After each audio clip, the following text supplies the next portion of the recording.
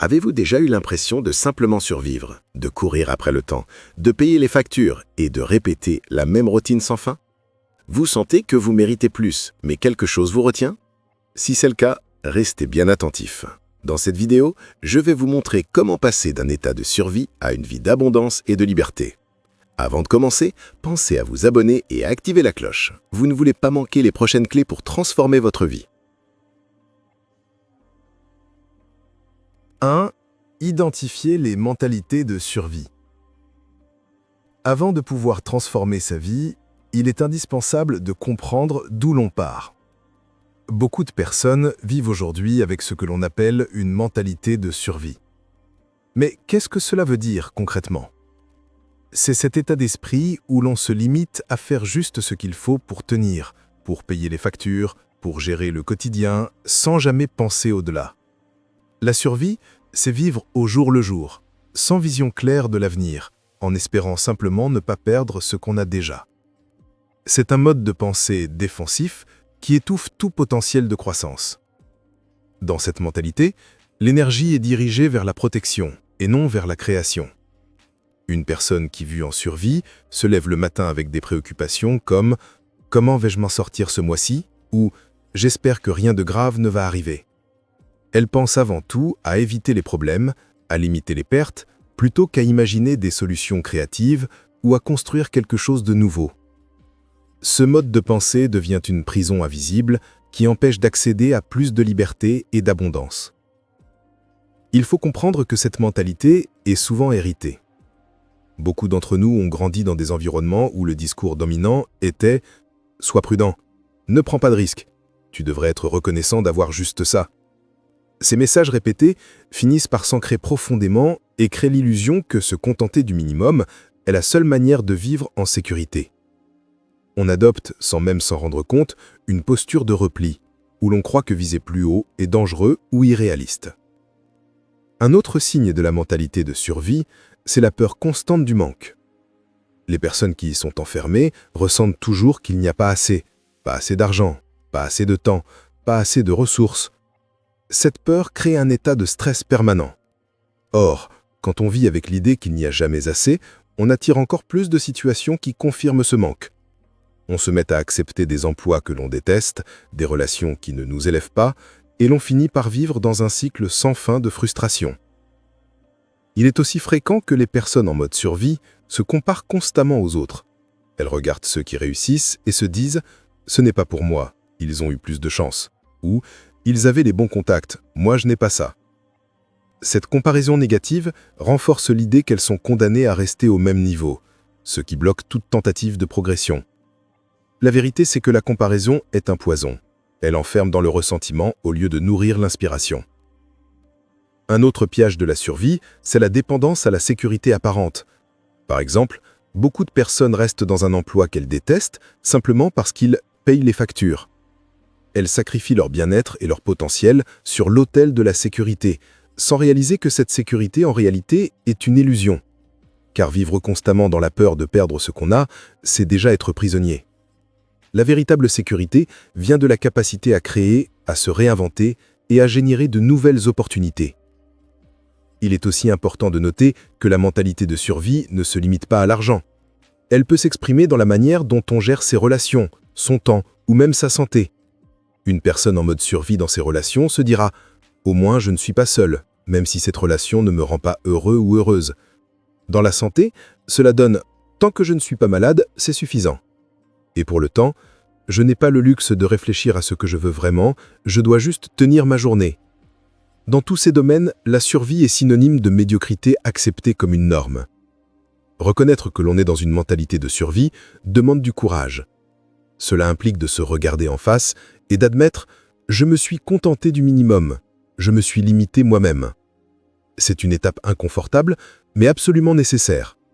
Car tant qu'on ne met pas de mots sur ce fonctionnement, on continue à vivre en pilote automatique, sans jamais remettre en question les croyances qui nous enferment. Identifier cette mentalité, c'est comme allumer une lampe dans une pièce sombre. Tout à coup, on voit les murs qui nous retiennent. On réalise que ce que l'on croyait être une fatalité n'était en réalité qu'une construction mentale. Et cette prise de conscience est déjà une première victoire. Car Une fois qu'on voit les barreaux de la cage, on peut enfin commencer à chercher la clé. Finalement, la mentalité de survie n'est pas une condamnation. C'est une étape, un point de départ. La bonne nouvelle, c'est que personne n'est obligé d'y rester. Mais il faut d'abord l'identifier clairement, en observer ses mécanismes, et surtout comprendre que ce mode de pensée n'est pas notre identité, seulement une habitude apprise. Et tout ce qui est appris peut être désappris. 2. Changer ses croyances limitantes. Changer ses croyances limitantes est l'un des leviers les plus puissants pour transformer sa vie. Nos croyances sont comme des lunettes invisibles à travers lesquelles nous voyons le monde. Si ces lunettes sont teintées de peur, de doute ou de résignation, tout ce que nous percevons semblera restreint et menaçant. À l'inverse, si nous portons des croyances positives et ouvertes, le même monde apparaîtra rempli d'opportunités. Autrement dit, ce ne sont pas les circonstances qui déterminent notre réalité, mais bien la manière dont nous les interprétons à travers nos croyances. Ces croyances limitantes ne naissent pas de nulle part. Elles proviennent souvent de notre enfance, de l'éducation que nous avons reçue, des expériences douloureuses ou encore des discours répétés par notre entourage. Quand on entend constamment des phrases comme « l'argent est difficile à gagner »,« les riches sont malhonnêtes » ou « tu n'es pas fait pour ça », notre cerveau finit par les intégrer comme des vérités absolues. Ces pensées deviennent alors des barrières invisibles qui nous empêchent d'avancer. Un premier pas pour les transformer est d'apprendre à les identifier. Demandez-vous, quelles sont les phrases que je me répète souvent et qui me bloquent? Par exemple, je ne suis pas assez compétent, je n'ai pas assez de temps, je n'ai pas les bons contacts. Chacune de ces phrases agit comme un mur mental. Tant que vous les acceptez comme vraies, elles dirigent vos choix et limitent vos actions. Mais le simple fait de les reconnaître permet déjà de reprendre un certain pouvoir. Une fois identifiées, il est essentiel de remettre ces croyances en question. Posez-vous la question clé. Est-ce vraiment vrai? Prenons l'exemple d'une personne qui se dit « je ne suis pas bon en affaires ». Est-ce une vérité universelle? Non, c'est simplement une perception construite sur quelques échecs ou sur le manque d'expérience. Et si cette personne commençait à apprendre, à se former, à essayer encore, pourrait-elle progresser? Évidemment.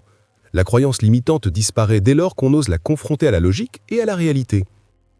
Transformer une croyance limitante ne signifie pas seulement l'effacer, mais surtout la remplacer par une croyance constructive. Par exemple, au lieu de penser « je ne peux pas réussir parce que je viens d'un milieu modeste », on peut choisir de croire « mon parcours difficile me donne la résilience et la détermination nécessaires pour réussir ». La différence est énorme.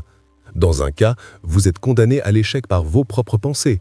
Dans l'autre, vous transformez votre histoire en carburant pour avancer. Il est aussi utile de se rappeler que les croyances ne sont pas des vérités mais des habitudes de pensée. Ce sont des circuits neuronaux renforcés par la répétition. Ainsi, plus vous répétez une croyance positive, plus elle s'ancre dans votre esprit et remplace les anciennes. Cela demande de la discipline et de la persévérance, mais c'est un entraînement mental qui change littéralement la perception de soi et du monde. Un autre outil puissant est l'affirmation. Répétez chaque jour des phrases positives comme « je suis capable d'apprendre et de progresser »,« je mérite l'abondance » ou « chaque jour je deviens plus fort et plus confiant ». Envoie de nouveaux messages à l'inconfiant. Au début, ces affirmations peuvent sembler artificielles, mais à force de répétition, elles sculptent de nouvelles croyances, exactement comme une goutte d'eau qui finit par creuser la pierre. Changer ces croyances limitantes demande également de s'entourer différemment. Si vous restez constamment avec des personnes qui pensent petit, qui se plaignent ou qui critiquent ceux qui réussissent, vous serez inévitablement influencé par leur vision du monde. En revanche, si vous côtoyez des personnes ambitieuses, positives et orientées vers la croissance, vous serez naturellement amené à adopter des croyances plus ouvertes et porteuses d'abondance. L'environnement joue un rôle énorme dans la construction de nos pensées. Et enfin, il faut accepter que transformer ces croyances est un processus continu. Même après avoir remplacé certaines pensées limitantes, d'autres apparaîtront, souvent plus subtiles. Mais au lieu de les voir comme des obstacles insurmontables, considérez-les comme des signaux. À chaque fois que vous identifiez une nouvelle croyance limitante, vous avez l'opportunité d'élever votre niveau de conscience et de franchir une nouvelle étape dans votre développement. En résumé, changer ses croyances limitantes, c'est reprendre le contrôle de son monde intérieur. C'est refuser de laisser des idées héritées ou des expériences passées dicter votre avenir. C'est se donner la permission de voir plus grand, de penser différemment et d'agir avec confiance. Souvenez-vous, vos croyances ne définissent pas qui vous êtes. Elles définissent seulement ce que vous acceptez comme possible. Et, à partir du moment où vous choisissez de les transformer, vous ouvrez la porte à une réalité totalement nouvelle. 3. Déclencher une vision abondante. Lorsque l'on parle d'abondance, beaucoup de gens pensent immédiatement à l'argent. Mais l'abondance est bien plus large que cela. C'est un état d'esprit, une manière de percevoir la vie. Une vision abondante, c'est croire qu'il existe suffisamment d'opportunités, de temps, d'amour, de ressources et d'énergie pour réaliser ses aspirations. C'est passer de la peur du manque à la certitude que l'on peut créer une vie riche et pleine de sens. Avoir une vision abondante commence par la capacité à rêver. Malheureusement, la plupart des gens arrêtent de rêver dès l'âge adulte. Ils se contentent de réalistes, ce qui est souvent un autre mot pour dire limité. Mais sans rêve, il n'y a pas de direction. Une vision abondante vous invite à vous poser une question simple mais puissante. Si rien n'était impossible, à quoi ressemblerait ma vie idéale ? Cette question ouvre la porte à un nouveau champ de possibilités. Une vision abondante ne doit seulement pas être matérielle. Bien sûr, l'aspect financier en fait partie, mais il est essentiel d'inclure d'autres dimensions. La qualité de vos relations, votre santé, votre développement personnel, votre contribution au monde. Vivre dans l'abondance, c'est se lever chaque matin avec un sentiment de clarté et de gratitude, en sachant que l'on avance vers une vie qui a du sens. Le cerveau humain a besoin de clarté. Si vous ne lui donnez pas une image claire de ce que vous voulez, il se contentera de reproduire les anciens schémas. C'est pourquoi il est si important de visualiser précisément votre vie abondante. Imaginez où vous vivez, comment vous travaillez, avec qui vous passez du temps, ce que vous ressentez au quotidien. Plus cette vision est détaillée, plus elle agit comme un GPS intérieur qui oriente vos choix. Une vision abondante agit comme une force magnétique. Elle attire à vous les opportunités, les personnes et les circonstances qui résonnent avec vos aspirations. Ce n'est pas de la magie, mais une conséquence naturelle. Quand votre esprit est concentré sur ce que vous voulez créer, vous remarquez des occasions que vous auriez ignorées auparavant. Votre attention devient sélective et orientée vers la croissance. Mais il y a un obstacle. Beaucoup de gens n'osent pas avoir une vision abondante parce qu'ils ont peur d'être déçus. Ils préfèrent viser petit pour éviter l'échec. Pourtant, cette attitude est le plus grand sabotage possible. En réalité, ce n'est pas le fait de viser haut qui est dangereux, mais de se contenter du minimum. Car celui qui n'ose pas imaginer plus grand reste prisonnier d'une existence limitée. Une vision abondante doit également être alignée avec vos valeurs profondes.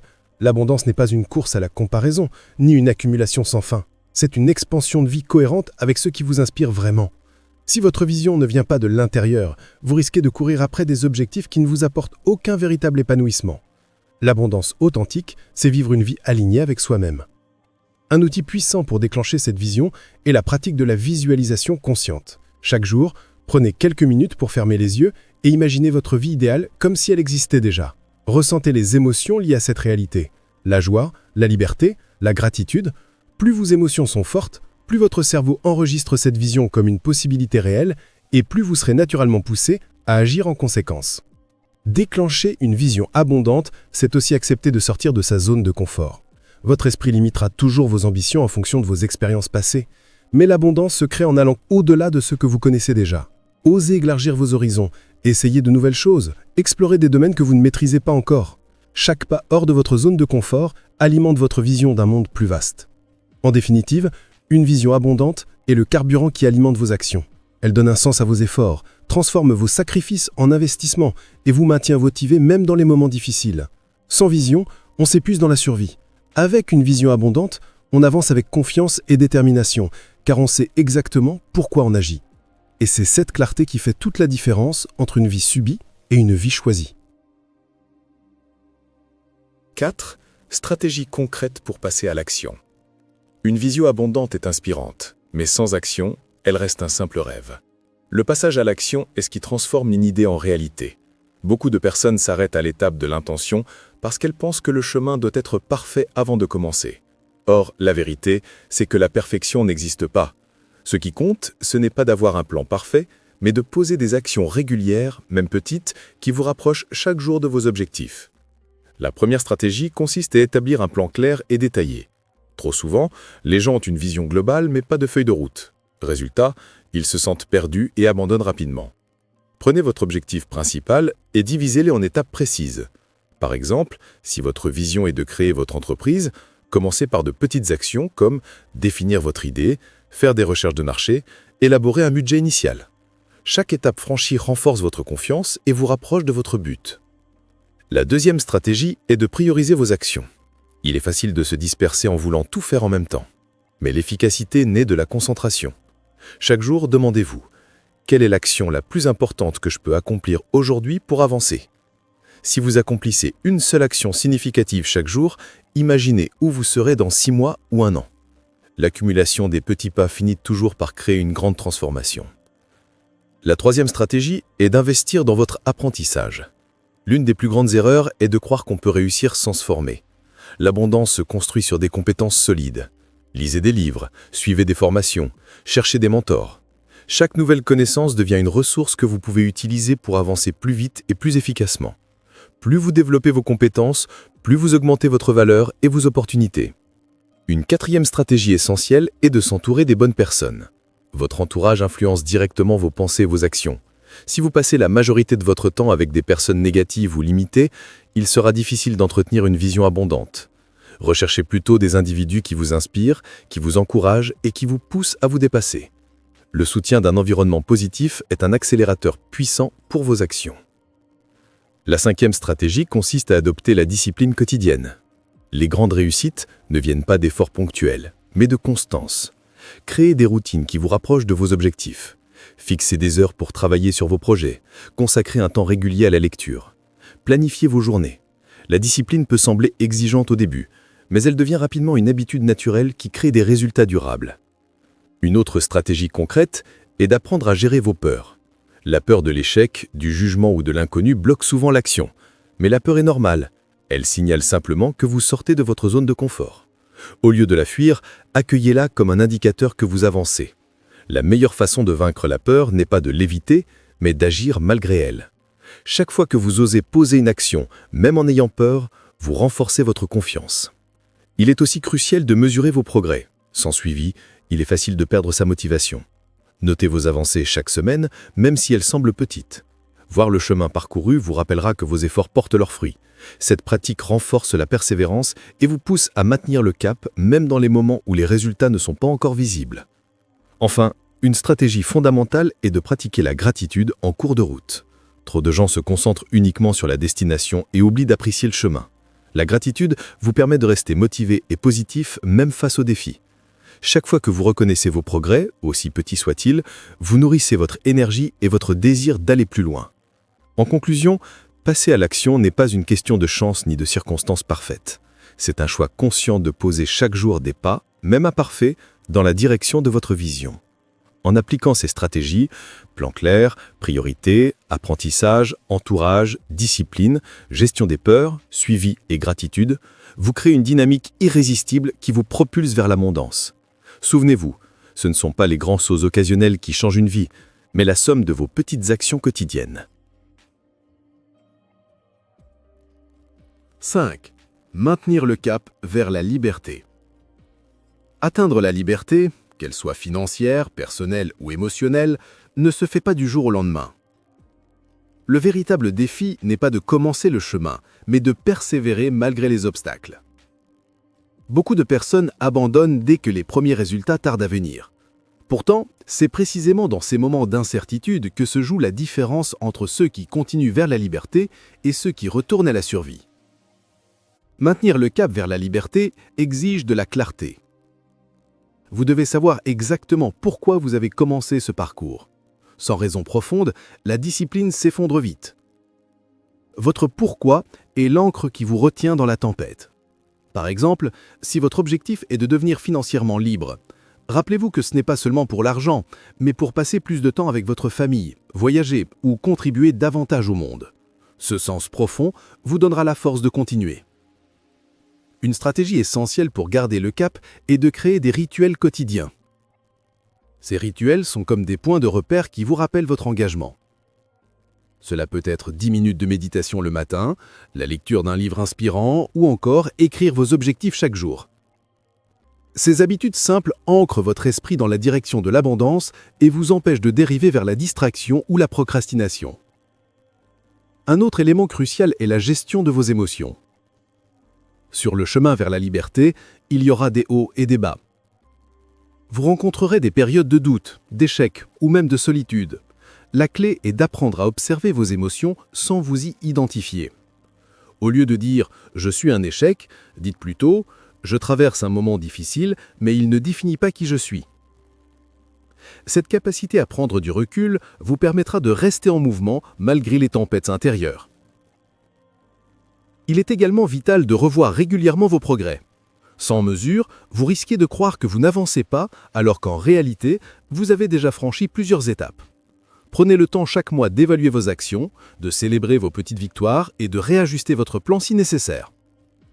Ce suivi vous donne une perspective claire et maintient votre motivation à long terme. Maintenir le cap avec la liberté, c'est aussi apprendre à dire non. Chaque opportunité qui se présente n'est pas forcément alignée avec votre vision. Dire oui à tout, c'est se disperser et perdre de l'énergie. La discipline, ce n'est pas seulement faire ce qu'il faut, mais aussi éliminer ce qui ne contribue pas à vos objectifs. Chaque non est en réalité un oui plus fort à votre liberté. L'environnement joue également un rôle central. Entourez-vous de personnes qui incarnent la liberté et l'abondance. Leur énergie vous inspirera à continuer, même quand vous aurez envie d'abandonner. À l'inverse, si vous restez entouré de personnes négatives ou résignées, il sera très difficile de maintenir votre vision. L'environnement peut être votre meilleur allié ou votre pire ennemi. La gratitude est un autre pilier pour rester aligné. Trop souvent, nous nous concentrons uniquement sur ce qui manque encore, oubliant tout ce que nous avons déjà accompli. La gratitude vous ramène dans le présent et vous rappelle que la liberté n'est pas seulement une destination future, mais aussi un chemin à apprécier dès maintenant. En cultivant la gratitude, vous transformez chaque étape du parcours en source de joie et de force. Enfin, maintenir le cap vers la liberté demande de la patience. Nous vivons dans une société obsédée par l'immédiateté, mais les résultats durables se construisent avec le temps. Comme une graine plantée dans la terre, vos efforts ont besoin de constance avant de porter leurs fruits. Ayez confiance dans le processus, même quand vous ne voyez pas encore les résultats. La liberté est une récompense qui se mérite par la persévérance et la foi en votre vision. En résumé, garder le cap vers la liberté, c'est accepter que le chemin sera parfois exigeant, mais qu'il en vaut toujours la peine. C'est rester fidèle à votre vision, cultiver des rituels, gérer vos émotions, mesurer vos progrès, protéger votre énergie et pratiquer la gratitude. Si vous choisissez de persévérer malgré les difficultés, vous découvrirez que la véritable liberté n'est pas seulement un objectif à atteindre, mais une manière de vivre chaque jour. Alors êtes-vous prêt à quitter la survie pour entrer dans l'abondance? Tout commence par une décision, la vôtre. Si ce message vous a inspiré, abonnez-vous, laissez un commentaire et partagez-le à quelqu'un qui en a besoin. Rappelez-vous, l'abondance n'est pas réservée à quelques-uns, elle est un choix accessible à tous. Faites ce choix dès aujourd'hui.